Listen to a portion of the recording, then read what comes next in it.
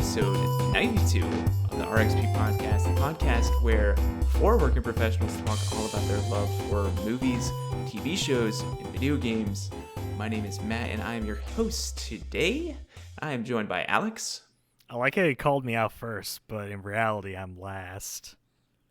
Dang. We got Tiffany. I'm so excited for what we're doing this episode today. And Yasser. I'm also excited, but also very ill-prepared.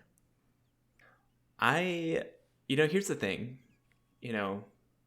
Behind baseball, what's that show called? None of us probably even watch MLB. We never, they talk, it's like an ESPN segment. Taking a peek behind the curtain, I post this on Discord, this idea.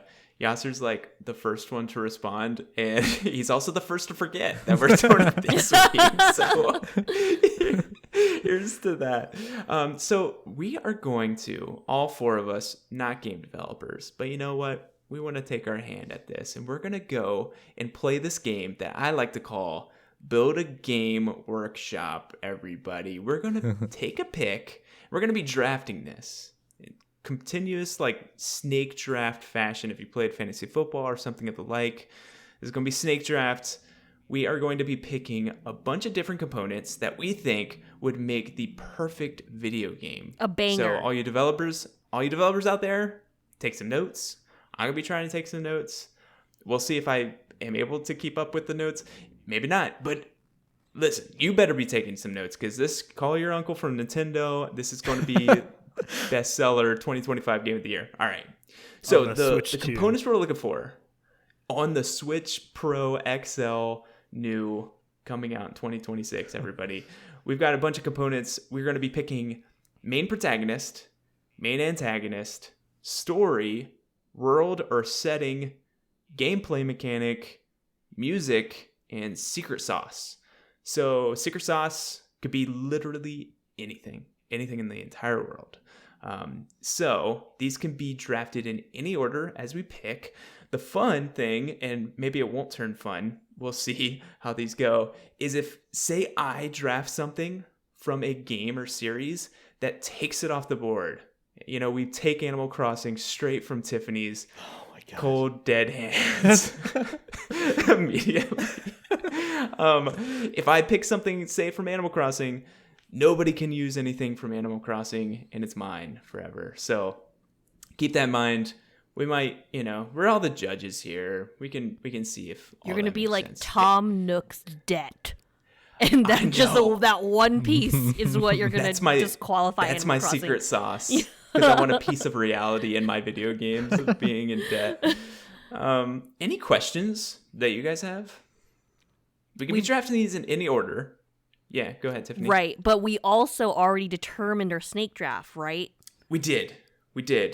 It's going to go Yasser, myself, Tiffany, and Alex. Since it's snake draft, then round 2 will be Alex, then Tiffany, then me, and then Yasser. And repeat. And then flip it again. Yeah, so should be fun. Without further ado, let's just get into it. Let's go for it. Yasser, you're number 1. This literally sets the stage. Yep. What's going through your mind?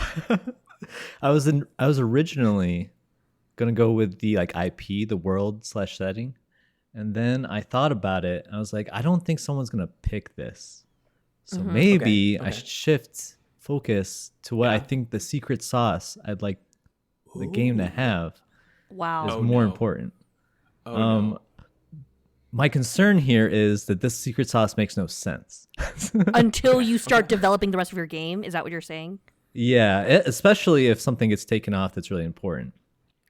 Yasser here has the cutting board, and he's just gonna be squirting sauce onto it on top of nothing. And we're like, what is he making? Who knows? What's the Mad Lad cooking? No Honestly, Yasser, it might be big shot, big returns. Okay, here's the thing, Yasser. Here's another not to just make you think a certain way, but if there's a game, a really popular game that you're thinking of using, yep, definitely, it might be good to just take it off the board immediately. That's what I'm thinking. But can I ask you guys a question? What would you guys say is the secret sauce of Elden Ring? How dare you? You wouldn't do this to me.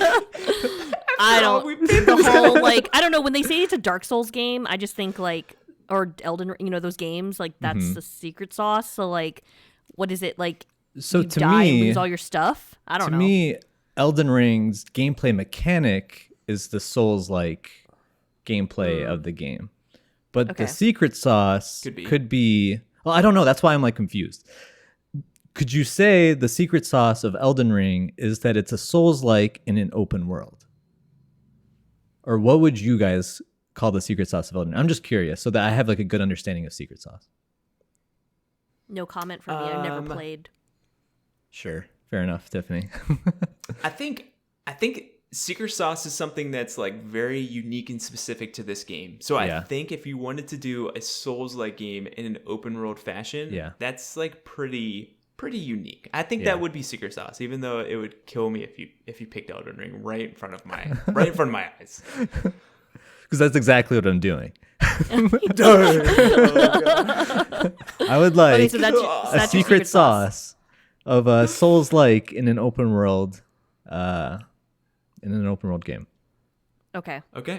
All right. That's fine. That's fine. And I guess I'm taking it from Elden Ring. Because I don't think anyone else has done it, so like I have to kind of pick Elden Ring. You're taking it from Elden Ring.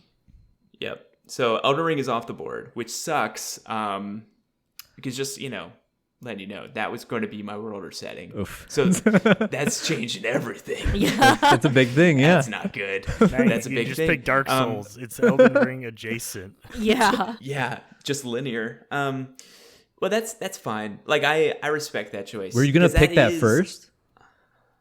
No, I wasn't. I didn't think that. No, I didn't think anybody would pick it.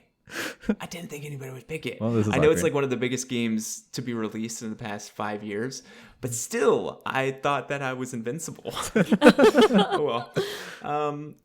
Here's the thing. So I'm next, and now I'm thinking I just need to do secret sauce, and I need to go big, and take a big game that a lot of people might be wanting to, sprinkle in here and there.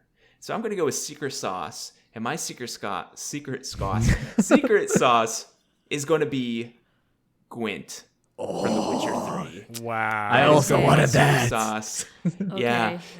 All you people that wanted Geralt, get out of here. It's Gwent time, everybody, in my nothing game. Is that not a gameplay no Elden mechanic? Ring. I feel like this is like hard to delineate. No, that's I totally like a mini game. That's like a mini game. It is a mini game, and it's also like core to the entire game too, where it's not just like a mini game of this portion of the game; it's the entire game. So to me, it's a secret sauce. I would agree. Okay. So, and like the gameplay mechanic could be something as integral as it being a Souls-like or a roguelite or whatever, or it could be something very, very small. Like secret sauce could literally be anything. It could be like a dual protagonist. So I feel like secret sauce kind of like goes everywhere. It almost like the wild card, like you can double up on something. Yeah. Can I also add on to that a bit?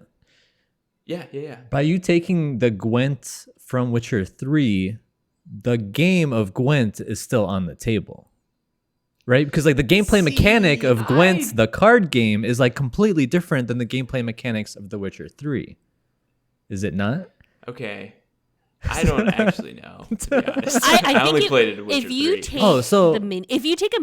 you take a specific mini game from a game, I think the game's gone. But like Gwent as a Witcher card 3's game gone, is just like strictly a card game, like Yu-Gi-Oh, for example. So here's the pitch of my secret sauce. Yes. I want people in my world that play Gwent. Like I want it to be like something you're walking around, you're seeing people at tables. We're seeing this a lot in Rebirth with other, like Queen's Blood, which is, Gwent equivalent. And you get, just people just hanging around. You're finding items. You're finding Gwent cards that are making your deck even better. And it's just something where it's like that is my secret sauce. It's like Gwent is in this world. Like people are addicted to this. And it's Gwent. And they will play it everywhere. It's Gwent specifically. It's not like your game's version of Gwent. Right. Yeah. It's Gwent specifically. Okay. Yeah, we're making a Frankenstein game. Yeah. So I would say Witcher 3 is gone. It comes from Witcher 3. I guess if you really wanted Gwent, you wanted to use the other game, I see why both are off the table now, to be honest. Okay, that's fine. Yeah. So that's my secret sauce. Gosh. My secret sauce done. Honestly, Tiffany. because of the way that this conversation is already going, I feel like I need to change which one I'm going to pick first because I'm so scared. So I'm going to pick my gameplay mechanic. Okay. And this is where I need some... I don't want to... I feel like my gameplay mechanic is like 2 gameplay mechanics, but I don't want to take 2 off the table. But what I'm going to pitch is deck building, but specifically I want it to be like Slay the Spire. So Slay the Spire's gameplay mechanic is which is technically roguelite deck building, but I don't want to like take away the roguelite piece. So like, let's just go with like cards, deck building. Okay. So you don't want any roguelite. You don't want No, I do want roguelike though. Because I feel like that's fair, because that's like Slay the Spire to a T, just like how Elden Ring is an open world Souls-like. You know what I mean? Yeah. Like, yes. Then deck building. Okay, then I'm gonna do deck building roguelite game. As your secret sauce? No, as my gameplay mechanic. When you boot my game, you know it. You're just gonna be throwing cards and doing combos. Okay? That's But love it. Does this mean we can pick roguelike as long as it's not deck building? Yeah. That's still available? Like, because this is only Slay the Spire is off Yeah, the table now. it's literally you Slay the pick Spire, any of the yeah. roguelites, honestly. Yeah.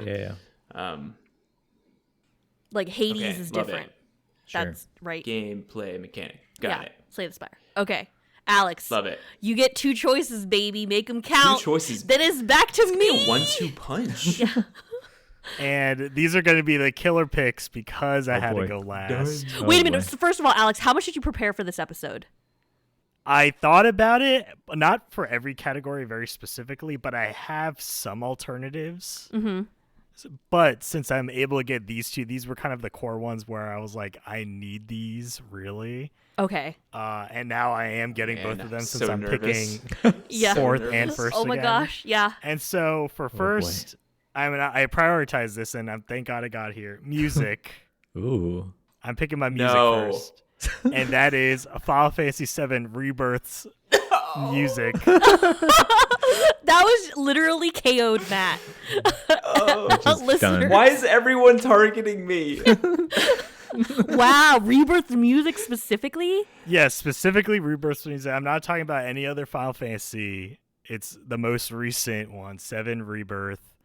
And it's just because it reminds me of some other games where they've tried it, but not to this extent, where you have the main melodies. You know, the Final Fantasy is known for kind of these signature themes throughout every single game. But in particular for Rebirth, they've done such a great job for even the most innocuous moments of giving a slight spin, slight remix of a song for like a small side quest.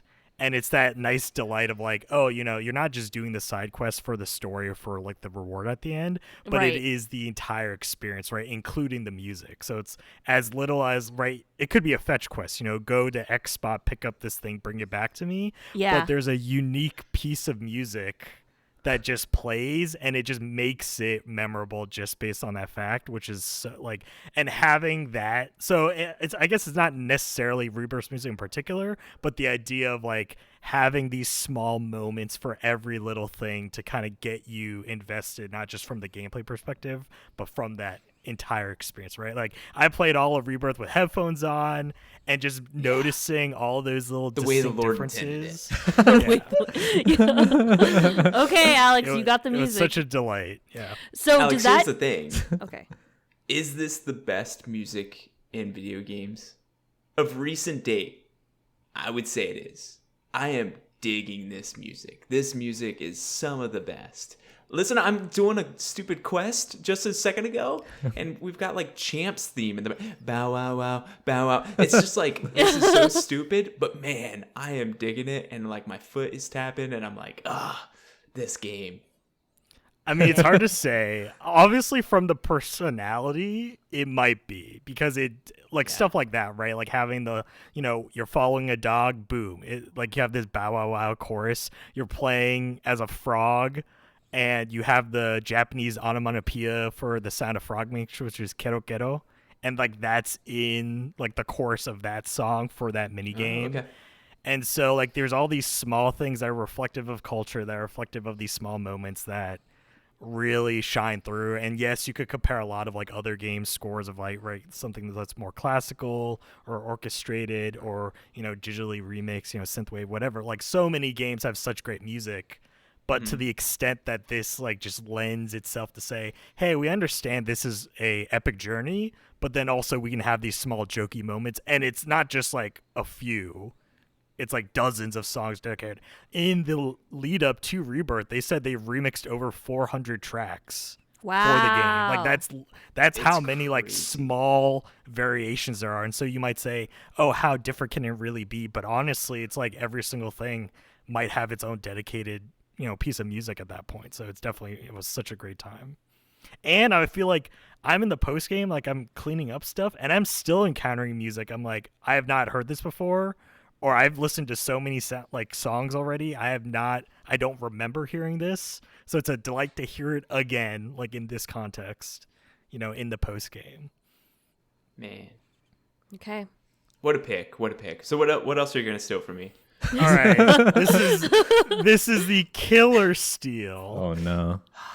because it's so near and dear to a few of us. Oh god. Oh no! But I need it because obviously when you have this music, right, it's such heartfelt music. You have to go with the. I know. You know what? I character. feel I'm pretty safe in this, but keep going. Yeah. when he's talking about a few of us, he's not talking about Yasser. Yeah. Let me just tell it out. Just take it. Just stop talking about it. Just take it. You have to go with the character that's also, you know, at close The at heart. And my main protagonist is going to be Sora from Oh, Kingdom God. Hearts. Woof. Dang it.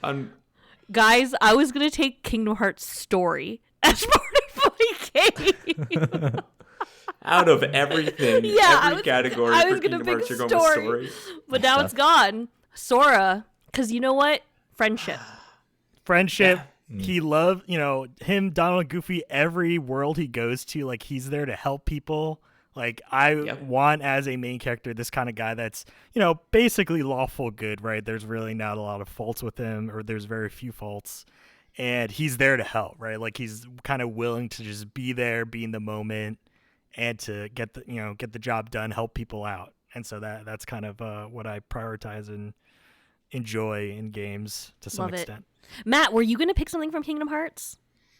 Yeah, I had a secret sauce. I was potentially, if Yasser didn't go for Elden Ring, I would have kept The Witcher 3 on the board in honor of him. But since he took one for me, I took one for him. Got You know what I mean? Yeah. But I was almost, my favorite part about Kingdom Hearts a lot of times is the Coliseum. And I was like, that would be a cool secret sauce of like a Coliseum area Yeah. to where you like play a bunch of enemies, and like I love that. That's like one of my favorite shticks in video games. So Okay. I knew though in my heart of hearts that Kingdom Hearts was not going to make it to me. Because I also, like, I didn't even write down Sora as a main protagonist potential for me, because I was like, nope, someone's going to take that. I just knew it.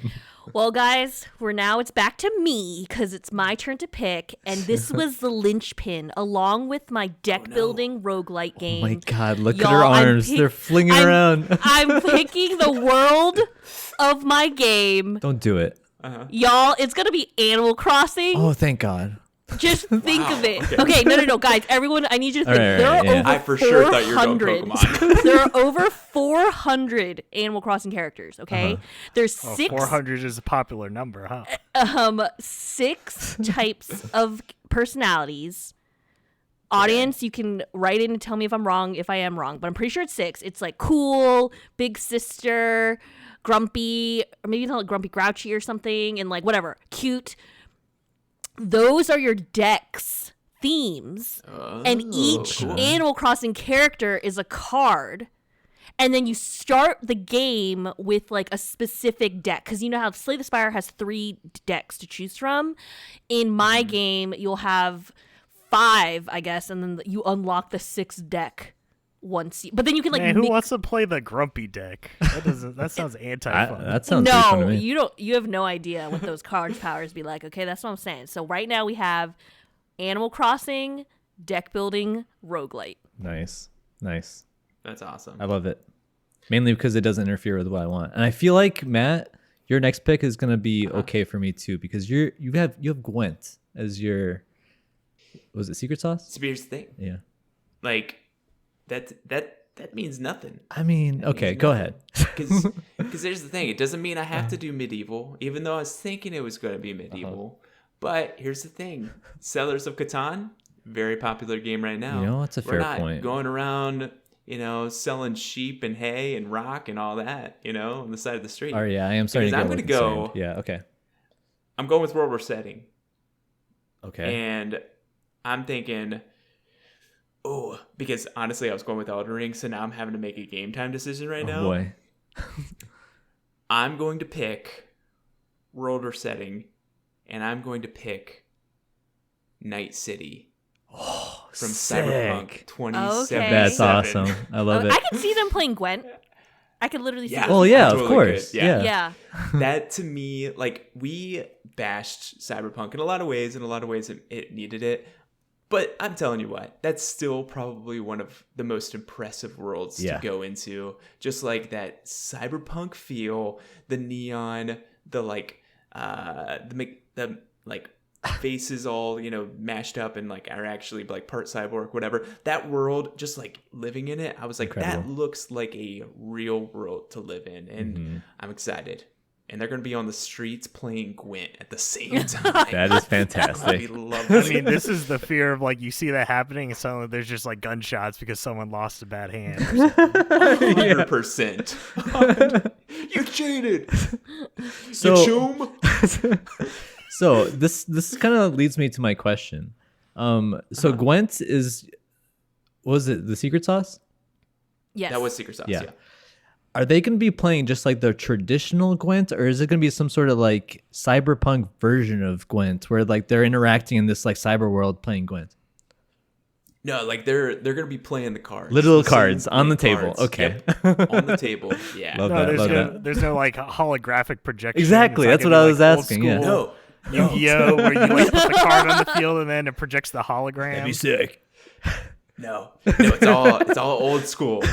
And these cards have been around since The Witcher was around, so they're Oh, like man. decrepit and all aged. It's gonna be awesome. That it's is like, fantastic. It's like, I got I'm gonna this- put down this century. I don't even know what that is. He's like, I got this antique MILF Guardian, wizard. Guard. Yeah. Love that. Okay, guys. So is Yasser Oh. now going to pick twice? Yeah, yeah, Okay. sure am. Too. I sure Okay. am. Here we go. Here we go.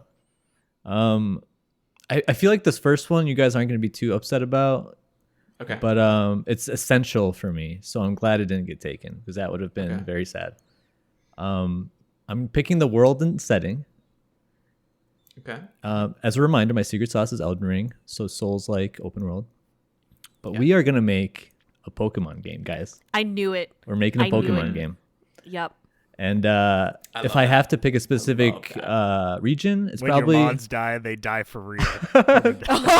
honestly, it's gonna be that dark. So yeah, It's a Nuzlocke level Pokemon. yes, sir. So I'm thinking like Pokemon Soul Silver. So this is where my next question comes in. If I take off Pokemon Soul Silver, for example, are the I other think you just Pokemon take still all. on the table, or are they No, just you all take gone? I think every all po- Pokemon's all are gone. Pokemon's Okay. gone. Yeah. All right. That was my backup world or setting. I almost because like think of it Yeah. like thousands of card possibilities. Yeah, it's for a my- great, Yeah. great secondary option When for you Pokemon. started saying like, Yeah. "Hey, I've got this roguelite deck builder," Yeah. I'm going to the world of. I was 99. I was so scared. I was so Yeah. scared. Yeah.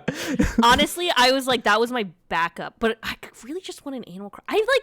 Animal Crossing was 2020. Like that, I like want to go Yeah. back. I mean, 2020 was a horrible time professionally, but or in the world as a whole. But Right. I want to go back to the Animal Crossing world. You know? I kind Yeah. of. This is a sidebar. I kind of want to boot up my island and just see. take a look. Yeah. Yeah. Which is really funny because I'm pretty sure I had a person on my island that her name was Maddie, and I was trying to get rid of her, and I hadn't even met Maddie, and now I'm married to Maddie, and I think that's actually hilarious because that's her house is the closest to The exit. Hornsby. Oh, which the is horses. like Yeah. which is the Yeah, one of your rhino favorite guy. So I'm characters. like, Yeah. yeah. So it's actually really funny. So I kind of want to boot it up. I think everybody will give me a ton of sass, and it's like one of those things where it's like, you know, they're going to be disappointed in you that you've kind of left them alone, and you're like, I don't have the mental fortitude to listen to all these villagers. No, it'd be fine because they're gonna say like, "Oh my god, we miss you so much. We love you," and then you're like, "Oh." Also, we have 3 birthday cakes. Yeah, dude, I do have to say though, one of my favorite things was whenever I visited you, I would drop a raccoon statue in your island, and you'd literally I'd hide them all over your island. What the So good. It was so good, and you actually kept one of them and displayed it, Yeah. which was great. Love it, All right, Yoster. that's an Yeah, aside. the World Pokemon. That's awesome.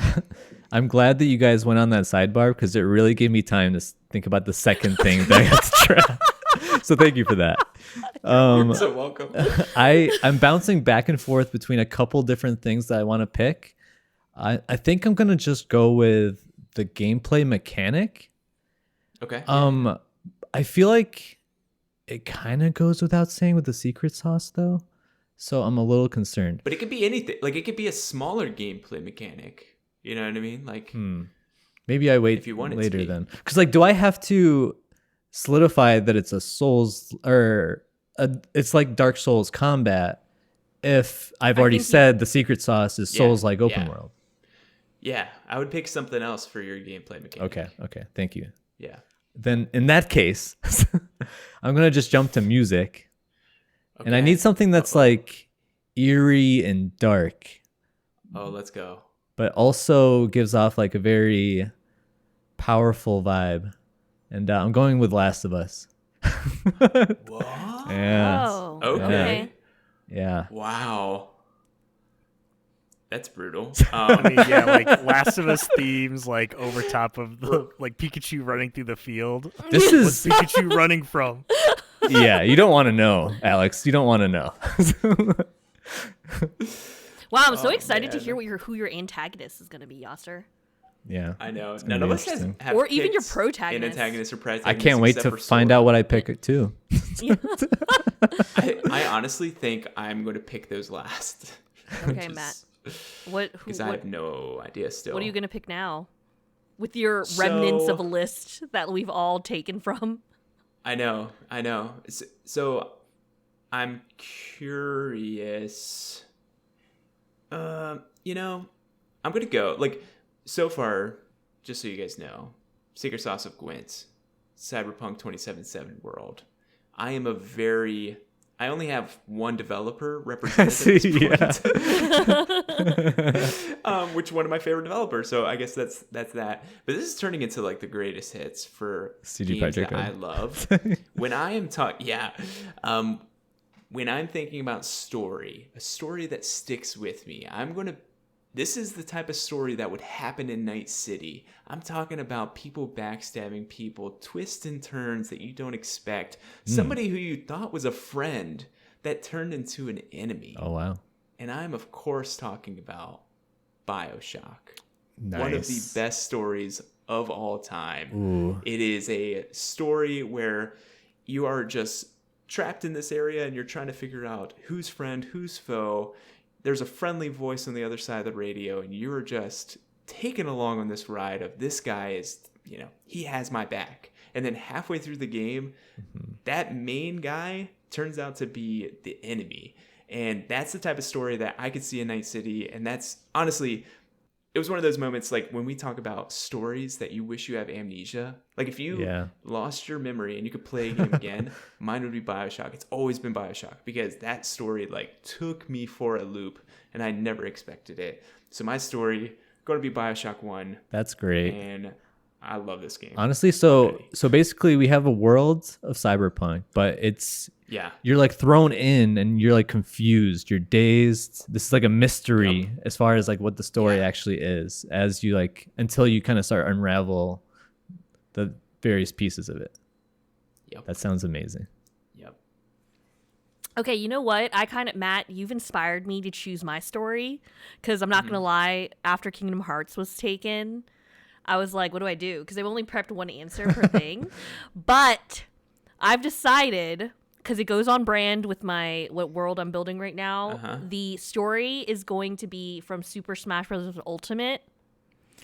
All my Animal Crossing characters have been, you know how in Super Smash Brothers they like turn into Only one toys? character survives. Yeah, and so And it's Kirby. everyone got turned into cards. Oh. Like, that's the story. okay. My Animal Crossing characters are all cards, and you got to battle it out. Like, going through. Who's the survivor? I Which can't villager say. survives? I can't Is say. it you? Until No, we 'cause- figure out the protagonist. Yeah, my Oh. protagonist. I have to share my protagonist, but my story is Super Smash Brothers Ultimate. It'll just I be like it. Kirby. So where all the Animal Crossing people turn into cards and they have to battle it out. Basically. The protagonist has to save them, but use them at the same Yeah. time. I To love like, that. I love that. Yeah, Yeah. I'm like, someone make this game. Like, Yeah, this is great. Yeah. I needed a way to like explain why they were cards. Like our That's good. See, you're already thinking. Yeah, You're already thinking. big picture. We're gonna make this yet. Yeah. Okay, Alex. Now you get another 1-2 punch. What's Sora doing with the best music in gaming? Go ahead and tell me. I know. Matt and I are like have crumbs, straight crumbs, picking one at a time. All right, this one I'll let up. I'll do story, but it's not a franchise that intersects with you guys. And this is also just to delay my second pick a little bit. I am going to go with Yakuza 2's story. So specifically Yakuza 2. And that's because in Yakuza 2, it's the traditional, I guess, rising challenger type of story where you have like Kiryu, right? He's like known as the Dragon of Dojima. And then you have another character by the name of Ryuji Goda, who also has a dragon tattoo on his back. And it's that classic like fight of, there's these two main characters that both have a dragon tattoo. And it's the idea that only one, person with the dragon tattoo can come out on top. And so it's that like rivalry clash. And so the context, basically that type of story, but instead of, I guess, this being that kind of more antagonistic competition, it's a competition between like who wants to be the best like good guy type of thing. So like obviously Sora's Okay. never gonna want to like engage in that kind of like combat or competition, right? He's not that kind of person. But someone out there, the antagonist to his protagonist needs to be that similarly good guy level, right? In order to basically challenge him, right? Like it's that thing where Sora usually goes along and, right, he has some inner turmoil and struggle, but a lot of it is just helping other people. And so you don't really go like dive deep into his issues. And so this is kind of be like, right, finding himself and like creating a better version of himself, right, in order to overcome that other person who's also just as great or similarly great, but, wants to bring out the even like better side of Sora himself. Okay. Okay. Love it. All right.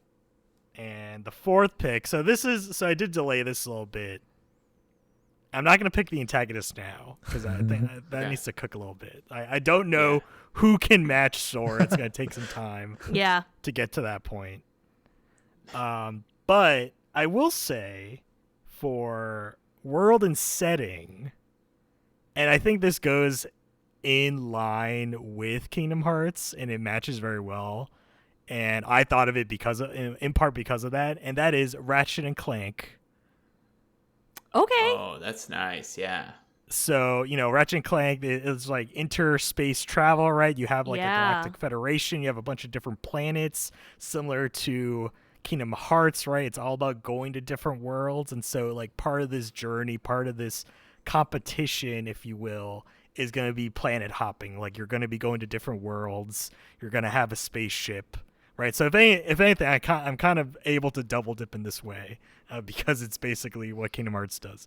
But I am using Ratchet and Clank's like version of it to be able to, get on your ship, go to a different world, do stuff on that planet, move on. You're going to have characters you have to help out. You're going to have problems to solve.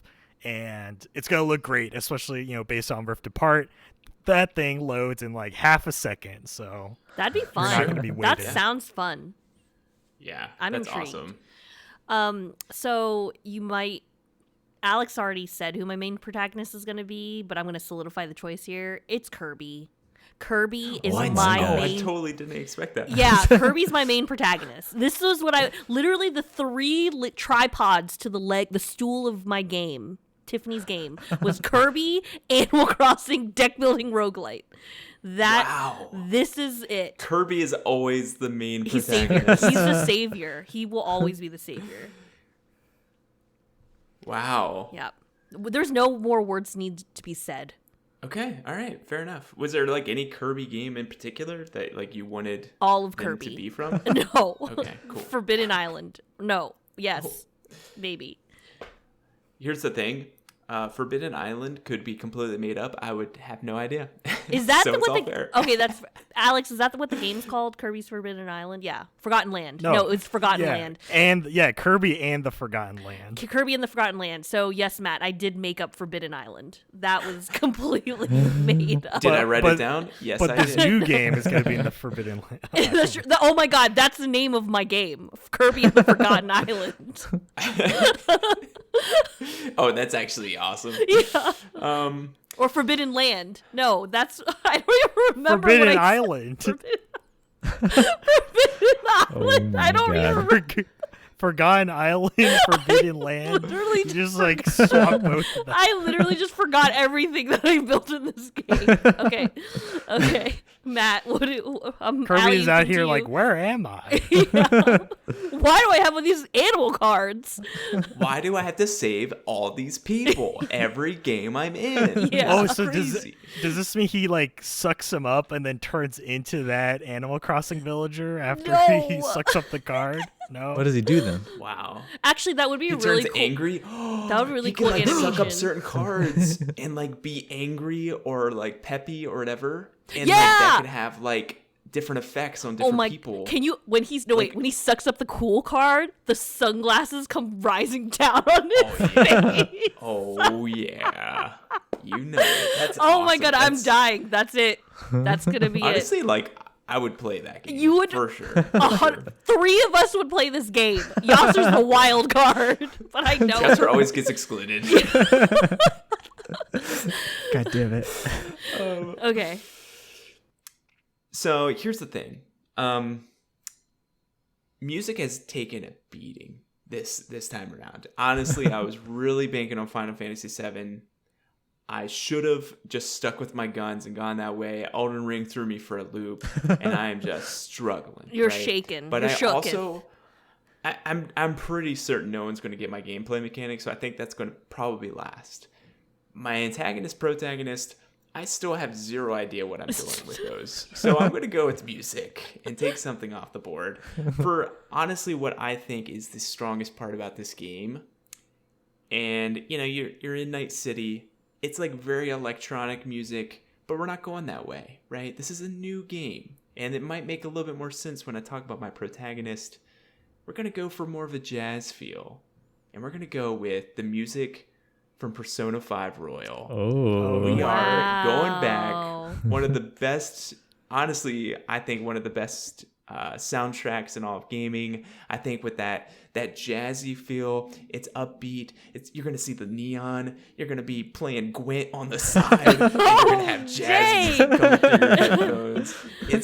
It's gonna be crazy. It's Who's gonna be playing Gwent? No idea. Ask me in 2 turns. But it's gonna Cozy be time. That sounds awesome. cozy. Yeah. That does sound cozy. Okay, Yasser, you got to do 2. I know. This is tough. This is getting really tough. Yeah, for real. Yeah. All right, guys. So I'm gonna go with main antagonist, and I really am trying to replicate the qualities of Giovanni in the Pokemon games, That's but fair. in a more mature kind of setting, if that makes sense. So for any one of you that have played Mass Effect, I feel like this dude kind of gets it close, which is the elusive man. Oh. You know? That's amazing. Yeah. Yeah. That's amazing. I didn't even think about him just He's coming out of awesome. nowhere Whoa, with this guy. I hate him. Yeah. I hate him so much, but he is awesome as Very an antagonist. mysterious as an antagonist and very manipulative. And it's a very darker theme that I think will fit with what Giovanni did as well. So so that'll be my antagonist of this game.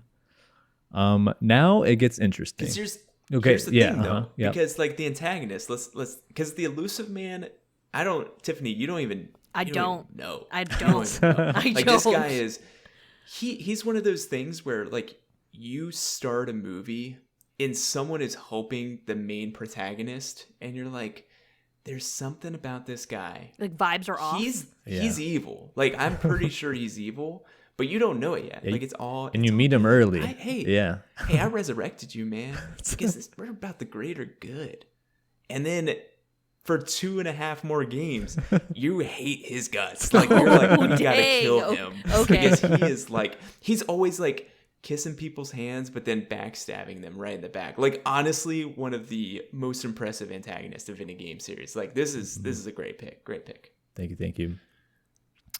And then I'm gonna go with gameplay mechanic next. Okay. And I kind of just need something that allows the player to really focus in on the Pokemon versus the trainer themselves. And so I've been going back and forth with a couple different gameplay mechanics, and I'm thinking I just go with something a little bit more straightforward, which I don't have too much experience with this game. So maybe someone who does can correct my ways if it doesn't make sense. But I was just thinking Pokken Tournament. Has anyone played that game? I played a demo more than just a little bit of a video game convention. Okay. Well, I think the idea is that you play as the creatures rather than the trainers themselves. You know what I mean?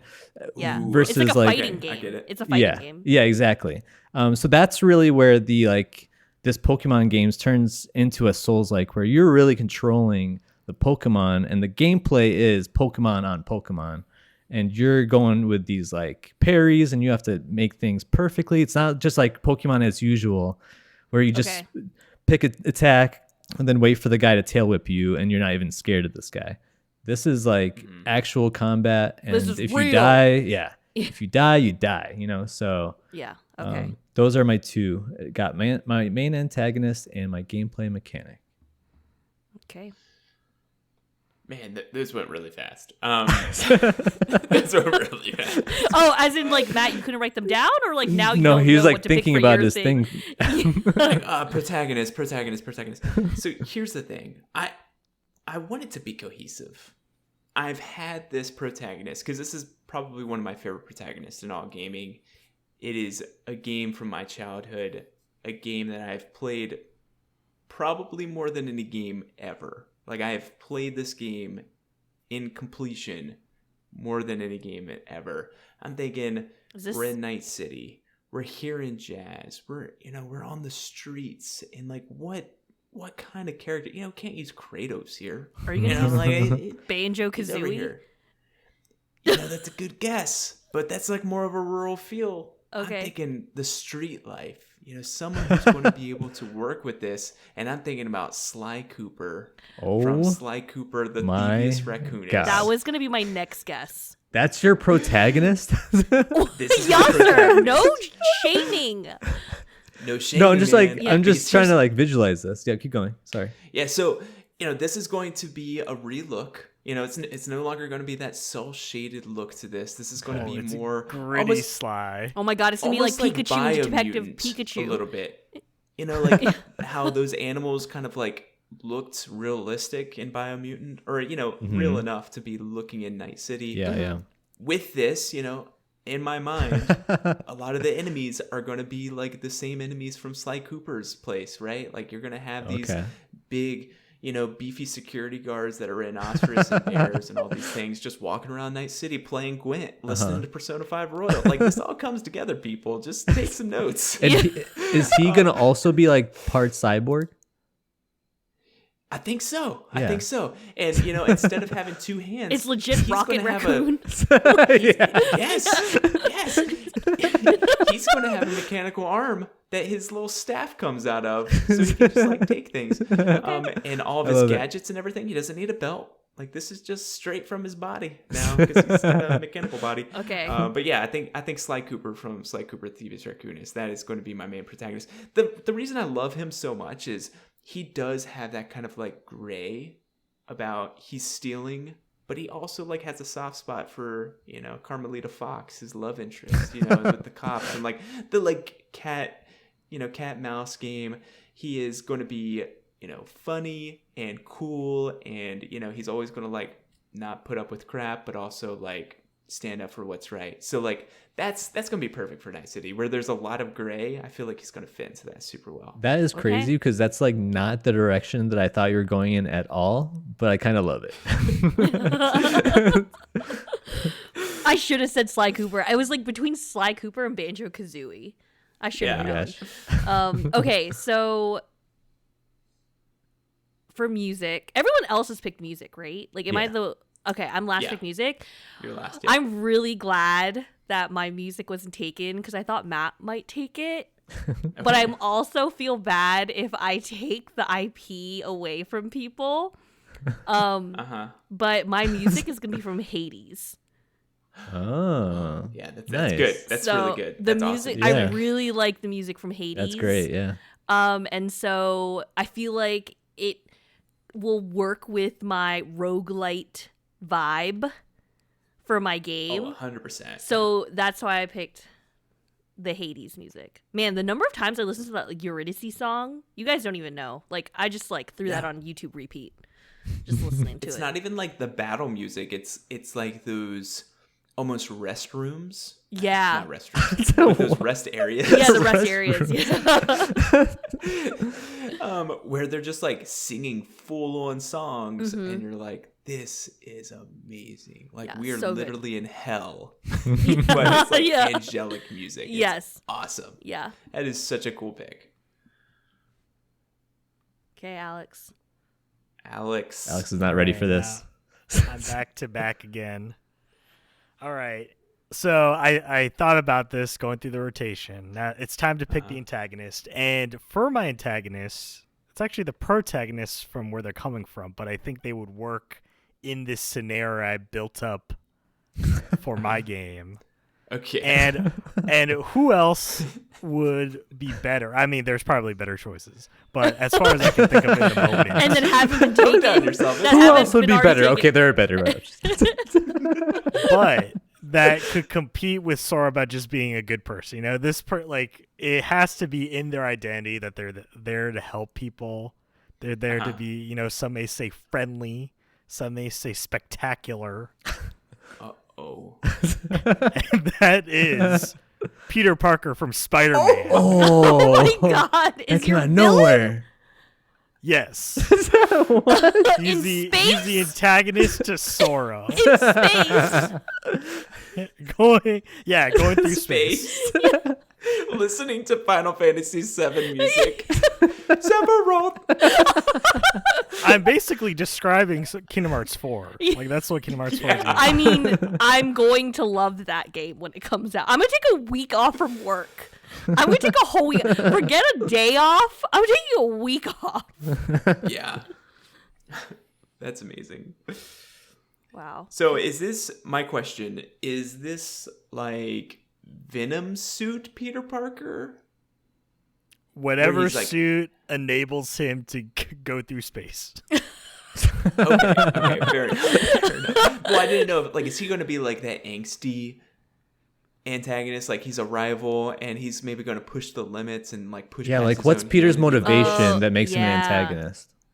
No, I think it might be Peter post like Venom, so he's been exposed to the symbiote, Got it. but Okay. he's like overcome it, and so like there is this kind of twinge of not I don't want to just say saltiness, but he has this like darker side, right? Like he's seen a darker side of himself, but obviously on. it's like it's been part of his struggle to overcome it.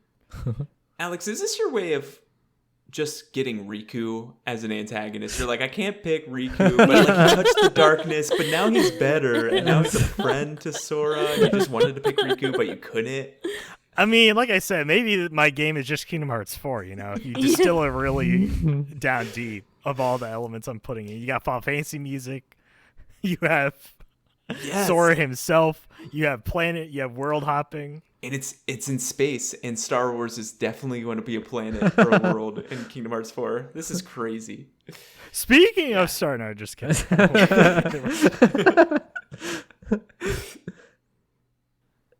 So that's my antagonist, and I guess maybe this does fall in line for my gameplay mechanic. This is going to be the, I guess, core combat loop, and it's got to be Devil May Cry. You know, this is going to be, it's going to be stylish action, right? You're not necessarily going to have like a rating system like Devil May Cry has. Like, I'm not here to grade you on your performance of saying, oh yeah, your combat outcome, you got like a C. Great. You know, it wasn't triple S, right? But I do want that type of combat, right? Similar to Kingdom Hearts and Spider-Man, where it is very action focused. You know, you're managing cooldowns, you're managing different abilities. Like, you're here to look good and feel good while you're playing it. And so I feel like both of these characters come from that similar background, whereas, right, Devil May Cry leans more like fast paced compared to those. So it definitely is going to be, right, you're moving through these spaces very quickly and you're going to look good. You know, obviously in classic Square Enix fashion, there's going to be a lot of particle effects. It's going to look great. You're going to sound great. The music's going to be vibing. Like, this is just going to be a great, you know, action. Action experience. Okay. Guys, I don't think you're ready for who my antagonist is going to be. I thought it was going to be Tom Nook, but I guess not. Honestly, well, I can't pick Tom Nook because Animal Crossing is already taken. Also, honestly, I had Sephiroth as my original antagonist. That was going to be against Kirby. That was going to be my thing because we can see it happen and we've seen it happen. Yeah. Anyway, okay, picture this. We're on the Animal Crossing island, and this individual comes and turns everyone into cards. And Kirby just stumbles in and looks up and up and up and up. It's Lady Demetrescu from Resident Evil. That is my antagonist, y'all. I never would have thought this. Big vampire lady has come and cast a spell on my forbidden island. Big vampire mommy. 7 foot 8 inches of her. Yes. Kirby's just looking up for days. Wow. It's like the furthest he gets his head up, he just sees, you know, the chest. But he sees her, and then she like escapes, and then he enters a roguelike deck building situation where he acclimates himself to his cards, then he goes through, and at the end he needs to battle her. You know what I'm saying? Wow. Can you imagine? No, I can't. Can you imagine the memories? Wow. I never. You started off with Slay the Spire, and now it's Lady D from Resident Evil Village. Yes. Wow. Yes. Listen, I kind of had slim pickings, okay? The thing about it is, like, Slay the Spire, it's like you're going to different rooms. Yeah. And, like, in my mind, Kirby is just on the left side, and you're, like, picking your cards at the bottom.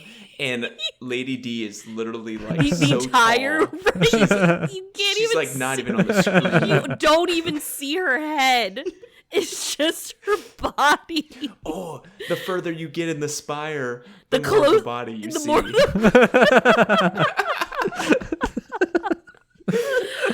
While listening to Hades music. Come on. Yeah. Who doesn't want to play this game? Yasser, I think you're on board now, right? I think I'm still on board. Yeah, I think I'm on board. I'm playing this game. All of us are going to play this game. Lady D.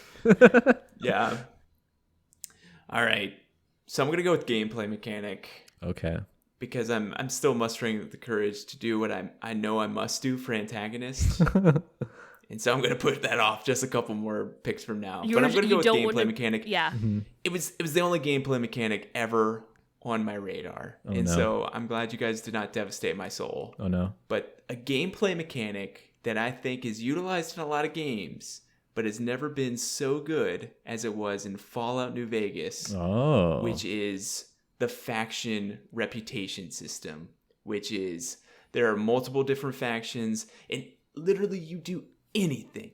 You do good things. You do bad things. You do intermediate things. You're pissing somebody off. Like someone way off in the distance, like, we hate that. And they will come after you and they will kill you. Okay, dang. like there are like cannibals in this world and like they hate certain things, but they love other certain things. You're an evil person. They're like, okay, my people, you know? And then you got like the lawful good people that it's like, you just have to do the right thing no matter what the cost or whatever. It is, Fallout New Vegas was my favorite way of doing these factions. Honestly, it's a big reason why a lot of people that love Fallout New Vegas is still our favorite, because even though the desert is an awful place to have an RPG because it's just desert, there's nothing there except for Vegas. But the thing that was so beautiful about it was these factions, because you could just like run up into small gangs. They could only be in one city, but you can have like, if you did something or your decisions in how you talk to people, like, if you talk to them well, you could go back later on and like not get shot out in that town. But it, like, maybe you F something up and like maybe you didn't have enough skill points and like your charisma, you mess up a dialogue tree. The next time you go to that town, they will shoot on sight. Like that sort of just, there is so much. Like, I don't know. I think they're well ahead of their time when it came to that. And they really haven't hit there since, which sucks. But Fallout New Vegas, that will fit perfectly with Night City, where there's going to be tons of gangs and a ton of side people that will just like, they're going to look at Sly Cooper and they're going to be like, we like you or we don't. Dang. You raccoon. Anyway, you choom. I feel like New Vegas is such a great mix with the cyberpunk setting, so I love that. Yeah. All right. I feel like this is your last two. It's my last two, back to back. I'm gonna start with story because I feel like this is kind of straightforward. I feel for the like vibe that I'm going for. I can't believe you haven't picked this game somehow, Matt. But I'm going with Dark Souls. This is like a story about a world where just everything is all gone, like, and you need to help reclaim it. And you need to like figure out that story, and you need to just like figure out what exactly happened. And I think the story elements is going to be different than Dark Souls as far as like how you get that story. But as far as the story itself, I think it just fits perfectly with this game. And then the protagonist, I think I'm going something a little bit more off-kilter because you guys are doing a lot of off-kilter stuff, so I figure might as well do it. I'm going with Alan Wake. Oh, dang. I love that. So In Alan Wake. this world with Pokemon. Yeah. So Alan Wake is but a he's guy. not even going to be seen because all of his Pokemon are going to be fighting this Pokemon tournament. He's just writing in the background. It's like, well, Pikachu died here. Wait a minute. No, he didn't. And then he like rewrites it. This is how your Pokemon come back to life. Alan Wake has these supernatural powers that like gives you this version of a roguelite where you can come back to a battle after you died and live to fight another day. And so Alan Wake is my protagonist. I love that so much. I feel like I've picked so many games from like all your like greatest hits, Matt. I know. I'm so happy you did Dark Souls. Like, here's the thing. I have a lot of these things that I have not touched because I was banking on Elden Ring being my rover setting. So my game could have looked a whole lot more like yours if you just did what you're supposed to and Not pick. I love that. I love Dark Souls as a story, and it warms my heart seeing you post things in Discord with your like your co-op friends. Like you guys like post random pictures, and I'm like, oh, I remember going through Lordran. That's so great. I love that. I love that part. Like it just like makes every time you guys post, I'm like, I should do it. I should play it again. Oh my gosh. But then I'm like, oh, I'm only 50 hours in Rebirth. I need to get back to work. That's like, I haven't platted the Dark Souls trilogy. I should get on that. I know, it's true. There's a lot of things you I can love say that so about much. Dark Souls and like how it like there's a lack of a true story in the game, But what I love about it is like the story is there for you, and it's there whether you want it or not. Like you can go out to look for it, or if you don't want to, you don't need to. But everything about the story is like so well thought out and just like interesting to actually figure out as you play versus just it being spoon fed to you. I think it's a nice like different way to experience a story in a video game. I love it. All right, it's time. What's your last pick, Matt? What is the last thing that you're missing? This is my antagonist. Antagonist. Oh, my gosh. Yes. So let me just recap this, all right? Yeah. Sly Tell us Cooper, your game. Waking up dazed and confused on the streets of Night City. People are playing Gwent, calling him Choom. He doesn't understand what any of that is. But if he talks back, people are going to get mad and pissed and start shooting him on sight because of this faction system that's way beyond anything that Cyberpunk has ever seen. And, this whole story starts with BioShock. The whole, someone reaching out a helpful hand. And you're thinking, this person's a friend. This person's a friend. Something happens though, and they turn into an enemy, and they find great power, and that great power just poisons their mind. Ultimately, with great power just comes just awful Great responsibility. repercussions. Oh No, that's Spider-Man's your game. taken. That's Yeah. you keep Peter Parker right. in your game. My bad. Your Riku Light. Just get out of here. And who is that person? Well, there was a game that came out for the N64 called Majora's Mask. And that antagonist is Skull Kid. This little imp. Dang. He was a young kid.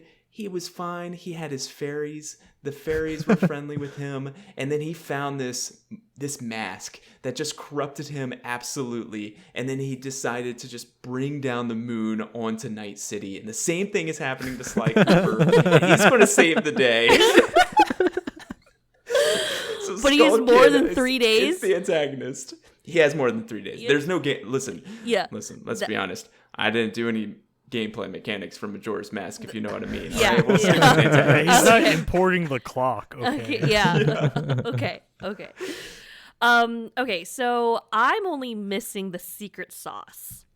And Wow. I am Okay, going same. to choose a mini game, and I feel like a lot of you would know the types of mini games that I enjoy. But Alex is making Is this a a hand bait motion. and switch? He has a hand motion that could be a mini game, but that's not the mini game I'm going for. When you think Kirby, what do you imagine? Cooking Mama.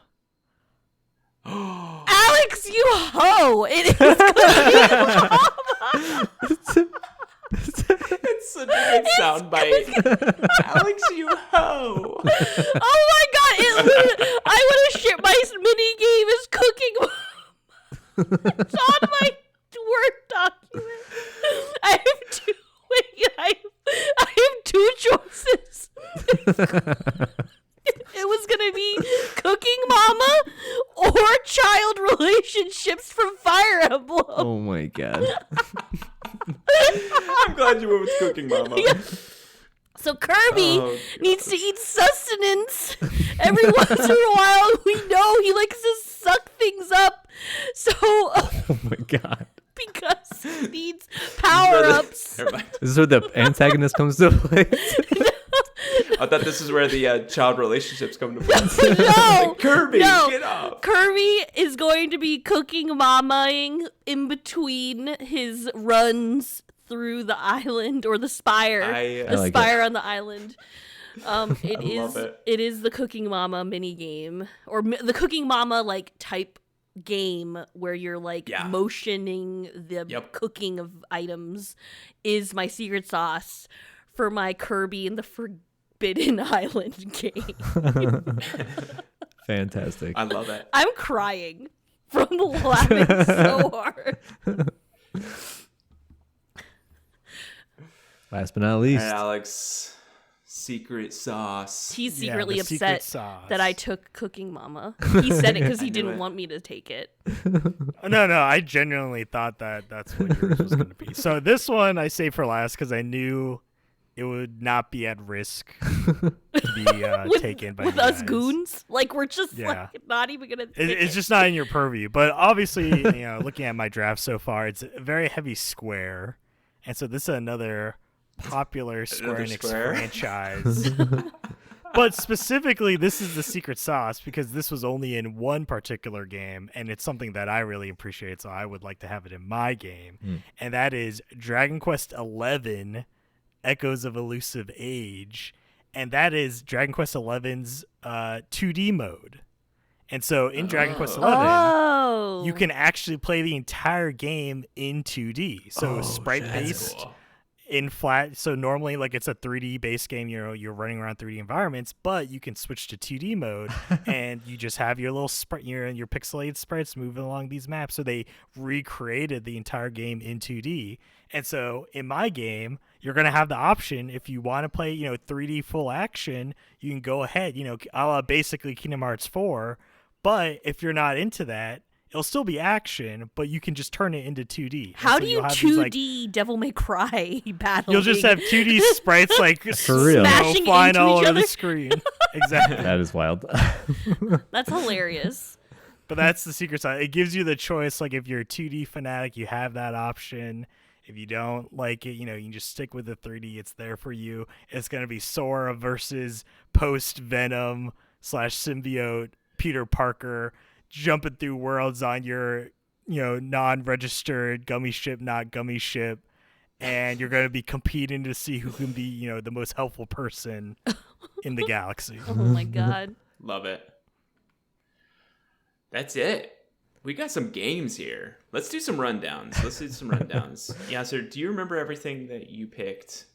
Do you want to give us the rundown? Just give us the excerpt of what your game would look like. And I've a got it all beta written down. I want a Give me beta some title too, Yasser. Oh my Yeah. god. Yeah. So Working title. Working title.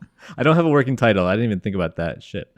So in summary, this is a Pokemon game in the Johto Kanto region, Love it. where the secret sauce is the gameplay is a Souls-like open world action game, and its protagonist is obviously Alan Wake because that makes sense, and its antagonist Obviously. is Elusive Man, and you So go what's happening through. between Alan Wake and Elusive Man? Like, give me what's the beef, man? That's what we're all trying to figure out, isn't it? That's true. Yeah. Okay. Um, Color me intrigued. Yep. And so Alan Wake, as a writer, he's documenting this entire journey as he goes through this new world. He doesn't even know what Pokemon are in the beginning. You know what I'm talking about? Yeah. And he's He's naming all of them. Yeah. Zaprat. Because that's like when you have when you nickname your Pokemon, Alan Exactly, Wake is going to Tiffany. be nicknaming it. exactly Tiffany. That's so good. Yeah. So good. I'm in. I'm now. Flame Tail. I'm more in. And but this Bubbles. is a much darker version of Pokemon, so it's gonna have a much darker vibe with Last of Us music, and your Pokemon are just gonna be going at it. They're gonna be killing each other. I'm just gonna tell you that right now. Pokemon are gonna be dying. You're gonna see a lot of blood. You're gonna see a lot of gore. Permadeath on. Yeah, legs and like fingers are gonna be popping off. Will there be a casual mode when there's no permadeath? No, You didn't I don't. know. I You don't. said this is Souls-like. Tiffany, You this didn't- game. you didn't draft that. Tiffany, this game might not be for you. Okay. But That's you fair. will buy it on launch. You'll buy it and you'll download it and you'll never play it. That sounds also That's right. sounds like me. That's the most real life part about this. So Yeah. far. But I think that's pretty much the full rundown. What's the rating? Oh, it's a mature game, just like the Dark Souls games are. That's what I thought. Yeah. Like Pikachu's head on a stake. Like that's Yeah, like when you go into front the new world, cover. you just see a bunch of Pikachu heads on stakes. Yeah. So could this be like Pokemon Souls or Dark Pokemon? Like, what are we thinking? Is Pokemon not in the title at all? I feel like Pokemon does have to be in the title. Pokemon Okay. Souls? Pokemon Souls. Pokemon Souls. No, I I love feel it. like it should be Elden- like Elder Monsters. Oh, Elder Monsters. Elder Mons? Eldermons. Oh my god, that sounds so Oh, stupid. that's- Eldermons. That's not. That doesn't sound that bad. That might as well be a Nintendo game. Oh my god. Which console is it coming on? I guess that's kind of self-explanatory, right? Nintendo. Switch No, only. actually, it's going to be coming out on No. all of the consoles. But honestly, I don't know if Nintendo would want to publish it. Like, it's pretty It's dark. mature. Yeah. It's gonna Maybe it's run on like every at console, yeah. except it's on Nintendo and it's running at 30 FPS. That's Or what I was gonna it's say, cloud- but I was gonna say cloud version 15 only. FPS. It's gonna be cloud version only. Cloud version only. That's a good call. Yeah. Elder Mon's cloud version. Nintendo's gonna wish that they had the secret sauce from Alex's to have a 2D mode because they're like, we can't handle this. Yeah. We can't handle this at all. That's right. All right, my working title: Sly Cooper and the Thievius Chumus. Because this is Sly Cooper. He wakes up in Night City to hey Chum, and it's Skull Kid, and he's walking you through, and he's like, hey, you know what? I found this extra Gwent deck. He gives you a Gwent deck. He teaches you the name of the game. And you know what? You guys enter a tournament, right? You and Skull Kid, but you're not very good. You get knocked off in the first round. Skull Kid, though, he actually wins. And you know what he wins? He wins Majora's Mask. He puts that bad boy on, and all hell breaks loose. He starts bringing down the moon, and Persona 5 royal jazz music is playing, and you can't even hear anything because the jazz music is everywhere. And you're thinking, Sly, what are you gonna do? You got to make all these decisions to make sure people don't hate you, because you need to get to the Capitol building, and you need to take that mask off of Skull Kid so that you can bring back your friend. And that's it. Sly Cooper and the Thievius Chumus. Coming rated teen because this is set in 2002. No, I'm kidding. It's definitely going to be mature. Okay.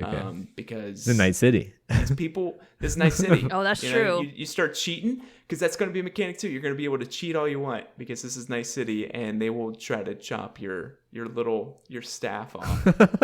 Your staff, your mechanical quote, unquote. staff. Your mechanic stuff. And all consoles, Matt? Is it gonna go on the Switch? This is going to make a lot of people mad, but Microsoft is going to Exclusive? full rights, and it's going to be exclusive Okay. on Game Pass day one. Okay. And it's going to reignite the console wars. Unfortunately, it is what it is. Business is booming. Anyway, that's They it. need a win. Am I right? Unfortunately, yes. Okay, guys. So you see an island, and you see the villagers, walking around. Isabel is making her morning announcements, and then suddenly you see on the screen that the airplane is coming. Someone is coming to visit your island. And then who pops out? Lady D.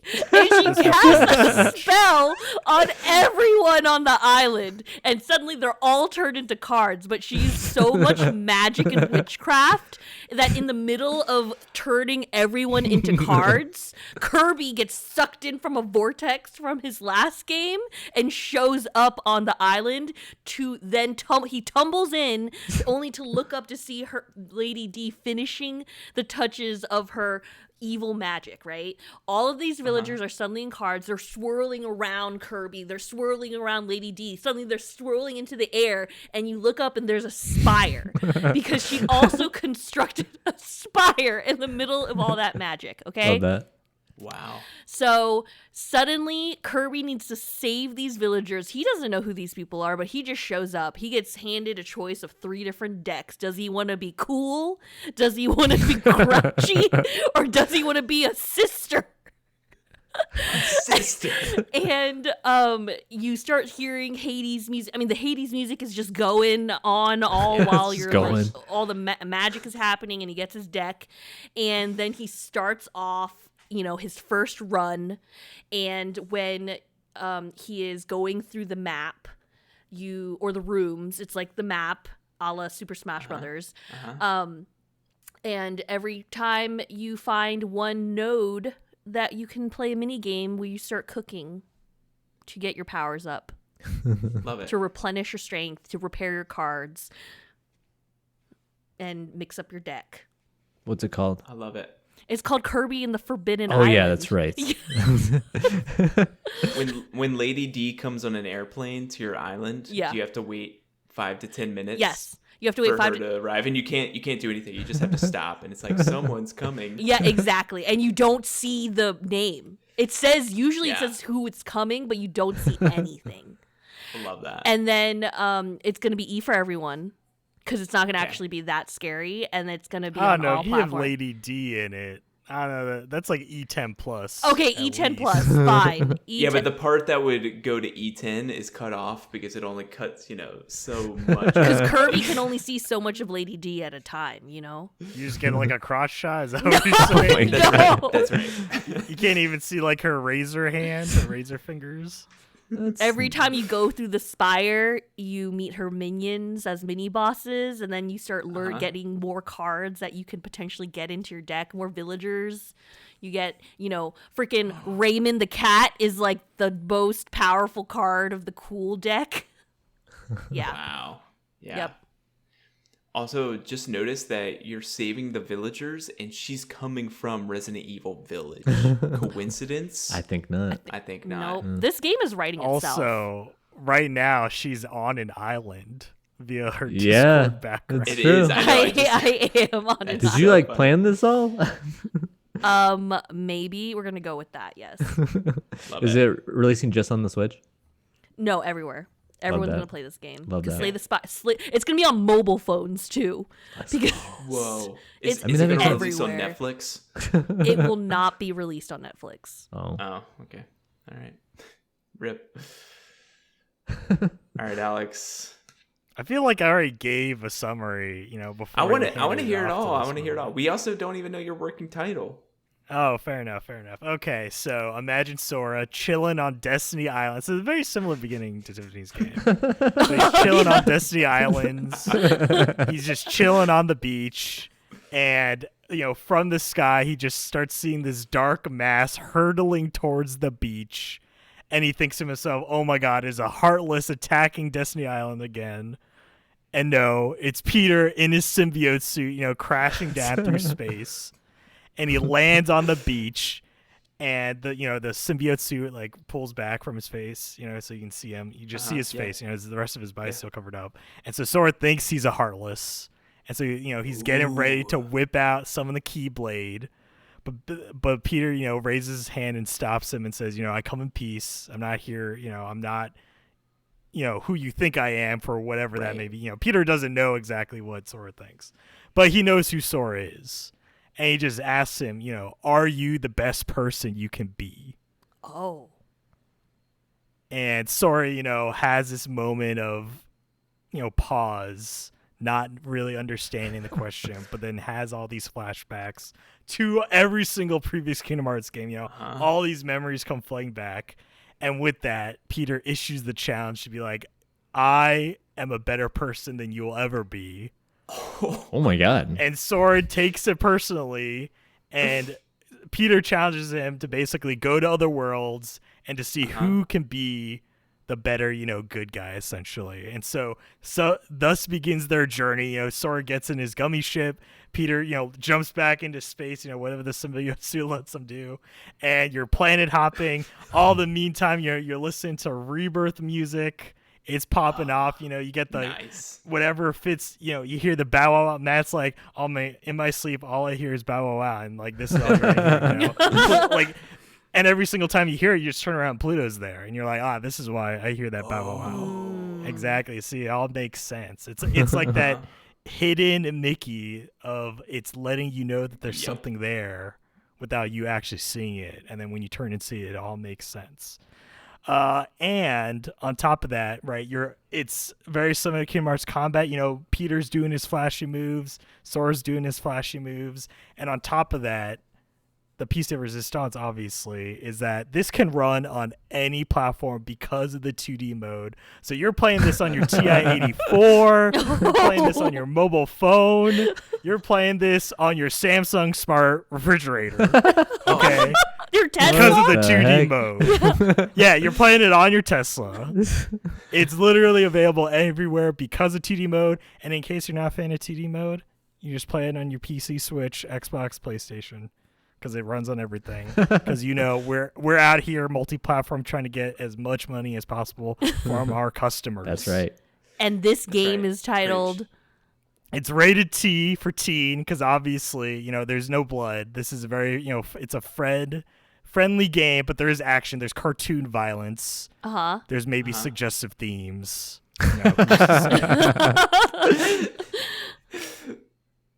And because it comes from the heart, and this is about seeing who's the better person. It's a very simple. It's a simple title. It's just called Hearts on Fire. Nice. Okay. That's the most Square Enix name I've ever heard in my life. And it makes so much sense. Yeah. I love these games. Who do we contact to get these developed? Oh my gosh, I don't know, man. I really want to play my game. Honestly, I would play any of them. Like, I could be down. Any publishers listening to this, contact us. Listen, you basically just need to contact FromSoft. And Alex just needs to contact Square Enix. I mean, I'm already in touch with them. I just leaked, their next game. I'm sorry. Your uncle at Square Enix gave you the deets. That's right. Jeff Grubb is going to be all over this podcast. He's going to just tweet everything that we just said. We're manifesting. This was fun. This was very fun. This is very fun. I really enjoyed. Oh man, I did not expect any of these things that you all picked. Like, who would have thought that Kirby would be playing against Lady D in a card game of fates? Yeah, exactly. And that Alan Wake is reanimating Pikachu, even though he's not calling him Pikachu, he's calling him Zappy Rat. Oh, what a fun episode. I think that's it. Episode 92 in the books. Tell us which of these games you are going to pick up day one. We can drop our Venmo below if you want to start a Kickstarter, because we've got Eldermons, we got Sly Cooper and the Thievius Chumas, we've got Kirby and the Forgotten Island, and then we got Hearts on Fire. Forbidden Island, Matt. I said, I thought I said, Forbidden. Oh, it wasn't Forgotten. No, because it's copyrighted. Forgotten Land. You forgot the title. You forgot it. The Forgotten Island was the Forbidden Island, it turns out. Yeah. So comment below. Let us know what you think about all these games. Thank you, Grandmaster Doug, for the tunes, and we will see you next time.